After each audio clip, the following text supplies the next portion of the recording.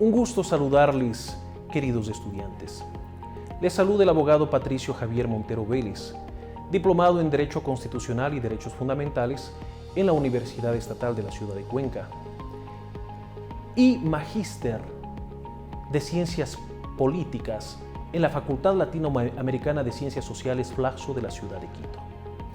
Me ha tocado en suerte ser profesor de ustedes en este módulo de Sociología Jurídica, la misma que trae un fascinante mundo de diferentes temas que vamos a tratarles a través de las diferentes clases que tengamos.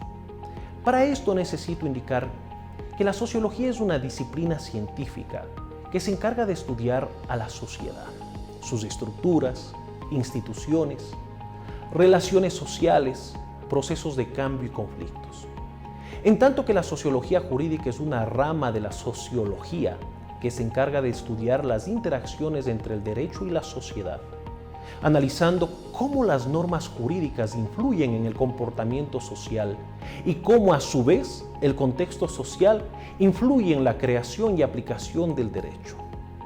Esta disciplina permitirá conocer, por lo tanto, el comportamiento humano en sociedad como fuente del derecho, a través de una serie de manifestaciones que dieron lugar al surgimiento de la ley con un noble propósito de justicia. Pero para proseguir es muy necesario primero remontarnos al origen del término sociología, comprender qué trae en sí el término sociología para poder avanzar. De esta manera me voy a remitir a los términos de donde proviene la palabra, es decir, a los términos latinos y griegos. La palabra sociología proviene del latín socius, que significa compañero, y de logía, que significa el estudio de. También del griego logos, que significa conocimiento. Con este preámbulo puedo decir que el pensador francés Emmanuel Joseph Sieyès concluyó que se colige que la palabra sociología significa el estudio o conocimiento del comportamiento humano. El término sociología ha sido ya acuñado no ahora, sino ya desde muchos años antes con los antiguos griegos como Platón, Polibio, entre otros, quienes en su momento ya realizaron observaciones protosociológicas en los diferentes textos de filosofía occidental. Auguste Comte, un célebre pensador francés, también acuña el término y se refiere ya a la sociología en los diferentes libros denominados o intitulados Curso de Filosofía Positiva, una vista general del positivismo, a través de los cuales trata de explicar el movimiento, la génesis de la esfera social por medio de una comprensión científica, metodológica, investigativa. Sin embargo, existen otros pensadores que son contemporáneos en comparación a los que acabo de dar cita y que en el siglo XIX, el siglo XX, en un contexto de la Revolución Industrial y Francesa, como Carlos Marx, británico, padre de la sociología moderna, que también se refiere a la sociología, pero rechazando a esta como parte del positivismo o como una sociología positivista. Más preciso, rechazando la sociología positivista de Comte. Él consideraba a la sociología y su estudio a partir de el ideal y el poder, del material y el poder, pero no desde el positivismo y desde la metodología. Para él, por lo tanto, la sociología solamente era parte de la filosofía, pero no una ciencia como tal y menos provista de una metodología. Por lo tanto, frente a estos autores, otros más que se sumaron en distintas corrientes, podemos colegir con meridiana claridad que la sociología ha sido objeto de posiciones.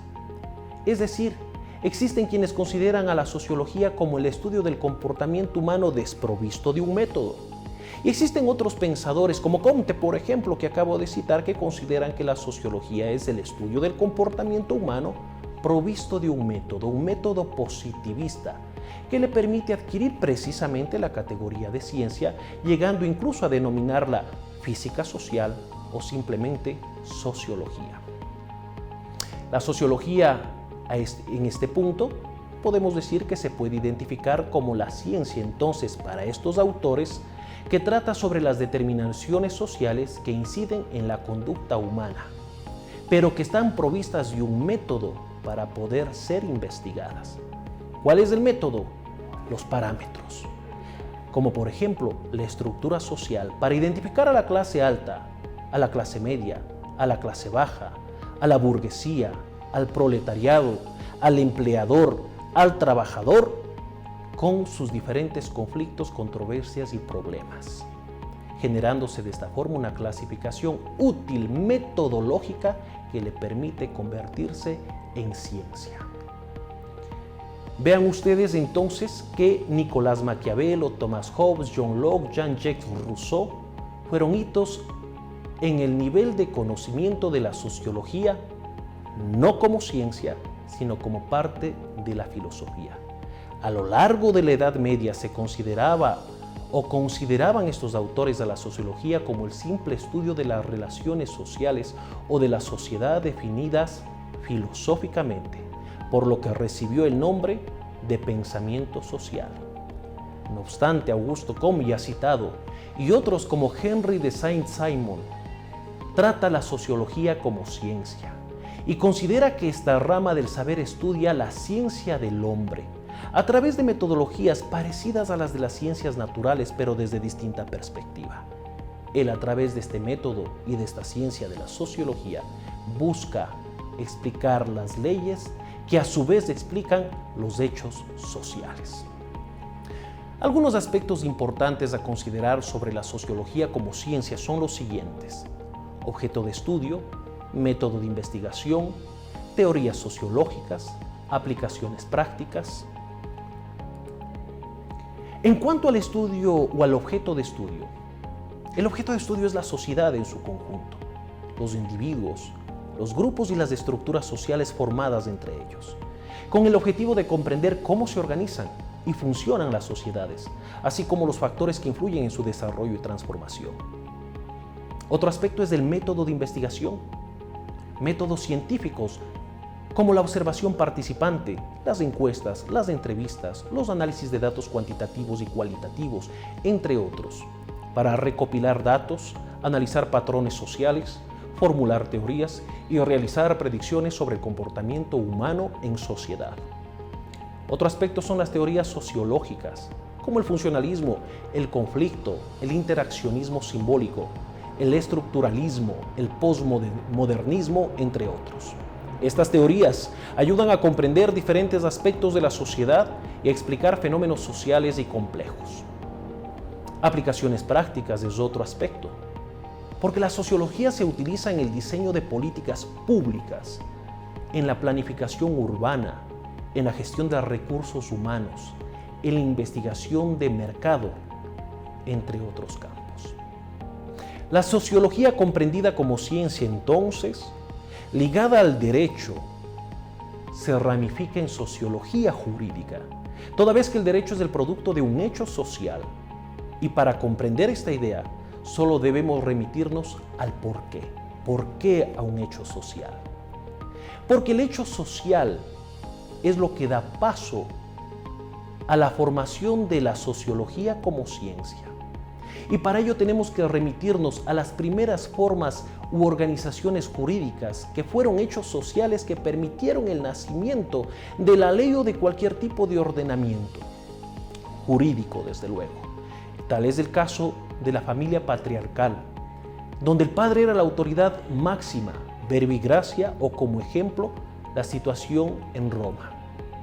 Desde luego que esta posición de que la familia patriarcal es la primera organización jurídica que existe en la sociedad recibió una serie de críticas por muchísimos autores y pensadores, pues consideraron de que esta no era la primera organización jurídica, sino que era la horda, sino que era el matriarcado entendido como el vínculo de la vida social que estaba siendo constituido por la mujer, a tal punto de que el autor Bachofen reconoce al matriarcado en su libro llamado El Matriarcado y publicado en 1861, donde ejemplifica a Tácito que era aquel personaje que tenía más poder que el padre cuando de autoridad se trataba el momento de ejercer frente a los hijos de su hermana. Es decir, que el matriarcado era tan fuerte que la mujer era el centro de la sociedad, el centro de la familia, es decir, el centro de la primera organización jurídica que apareció en la sociedad. Tanto así que los familiares y en particular los hermanos de la madre, hermanos varones, eran considerados con una autoridad mayor a la del mismo padre frente a sus hijos. Sin embargo, podemos llegar a la conclusión entonces de que existieron varias organizaciones jurídicas, unas reconocidas más que otras. En este orden sería la horda, el matriarcado y el patriarcado. Vinieron nuevos pensadores y como Maine Post dijo, no, el matriarcado no puede ser considerada como organización jurídica porque se trata de una circunstancia temporal, en tanto que el patriarcado se trata de una situación permanente y que pervive hasta los presentes días, lo cual sí se configura en una organización jurídica y sobre todo en un tema social que ha transformado las sociedades y que definitivamente ha trastocado el estilo de vida y de autoridad de la familia. La familia definitivamente ha sido una organización jurídica muy importante, simbolizada por animales, símbolo al que se llamó o se denominó tótem, a través de la cual se generaron una serie de costumbres que luego fue fuente del derecho, a través del cual el individuo vale porque forma parte del grupo, mas no porque tiene una vida individual. En este caso podemos colegir con meridiana claridad que en este nivel de conocimiento hablamos que en la familia se llevaba este tema dado de la mano de la solidaridad con el ofendido y de la expulsión del ofensor. La familia estaba tan arraigada a sus costumbres, a sus principios, que se cuidaban entre ellos. Quien quiera que ofenda a esta familia, a esta organización jurídica, iba a tener una respuesta porque se cuidaban entre ellos y desde ahí nace la solidaridad con el ofendido. En tanto que si dentro de la misma organización familiar se daba algún tipo de gresca o algún tipo de conflicto, se procedía con la expulsión del ofensor. Otra organización jurídica fue la casta sacerdotal, que vino a reforzar el poder militar basados en un concepto de divinidad y de culto a los muertos. Todas estas circunstancias fueron importantísimas y no fueron sino el punto de partida para la creación de la nación, del concepto de Estado, de los elementos del Estado, en donde se contrapusieron o se tuvieron como contrapartida al ordenamiento jurídico la potestad pública, al poder privado la potestad pública, a través de las cuales o por motivo del cual nace un juez como árbitro, cuyas sentencias, aunque no tenían fuerza de coercitiva, sí tenían fuerza de fe y fuerza de palabra, como por ejemplo las famosas promesas solemnes de las partes, las innovaciones a la divinidad, las apuestas judiciales, los testigos, los fiadores. Todas estas circunstancias no hicieron más que dar paso al surgimiento del Estado y de sus funciones. He aquí la importancia de la sociología jurídica. Entonces, como corolario y para ir terminando, puedo decir que la sociología jurídica se enfoca en estudiar la interacción entre el derecho y la sociedad, definitivamente, puesto que las normas legales reflejan y moldean las relaciones sociales, las estructuras de poder, las normas culturales y los valores de una sociedad, promoviendo el orden social, la igualdad, la justicia, entre otros, a través del orden público. El análisis de la sociología jurídica es fundamental para comprender la compleja relación entre el derecho y la sociedad e identificar cómo la ley puede influir en la vida de las personas y en la estructura social en su conjunto. Señores estudiantes, la única forma de comprender la sociedad, el derecho, la estructura social, las dinámicas de poder, las tensiones sociales y las oportunidades de cambio dentro de un sistema legal determinado es a través del estudio de la sociología y de la sociología jurídica. Sean todos bienvenidos a esta clase de sociología jurídica. Para mí es muy placentero impartir clases y compartir con ustedes conocimiento, experiencias y saber.